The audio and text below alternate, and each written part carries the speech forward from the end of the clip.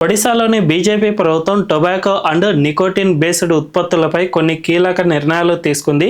భవిష్యత్తులో ఈ ఉత్పత్తులను తమ రాష్ట్రంలో అమ్మేందుకు వీల్లేకుండా మేము చర్యలు తీసుకుంటున్నామని ప్రకటన చేసింది. ఇందులో భాగంగా భవిష్యత్తులో ఒడిశా రాష్ట్రంలో గుట్కా, చైనీ కైని, పాన్ మసాలా ఇలాంటివి ఏమీ అమ్మడానికి వీల్లేదు. అంతేకాకుండా సిగరెట్లు, బీడీలు ఇవి కూడా అమ్మడానికి వీల్లేకుండా తాము ప్రయత్నాలు చేశాము. తద్వారా ఒడిశా మొత్తంగా ఈ టొబాకో అండ్ నికోటిన్ ఫ్రీ రాష్ట్రంగా మేము చేస్తాము అనే విధంగా అక్కడి ప్రభుత్వం కీలక ప్రకటన చేసింది. సరిగ్గా ఇలాంటి ప్రకటననే కొద్ది రోజుల క్రితం సెంట్రల్ గవర్నమెంట్ సైతం చేసింది. అదేమిటంటే సిగరెట్ అండ్ తంబాకు ఇలాంటి ధరలను ఇప్పుడు ఉన్న ధరల కంటే ఏకంగా 100% పెంచేందుకు నిర్ణయం తీసుకుంది. తద్వారా ఇప్పుడు ఒక సిగరెట్ విలువ 18 రూపాయలు కాగా భవిష్యత్తులో ఇది కాస్త 75 రూపాయలకు చేరుకుంటుంది. తద్వారా ఎవరైనా సిగరెట్ను ముట్టాలంటే కూడా భయపడే పరిస్థితికి మేము తీసుకొస్తామని సెంట్రల్ గవర్నమెంట్ సైతం గతంలో కీలక ప్రకటన చేయడాన్ని చూస్తూ ఉంటే భవిష్యత్తులో మన దేశంలో ఈ టొబాకో అండ్ నికోటిన్ బేస్డ్ ఉత్పత్తులకు చరమగీతం పాడనున్నారని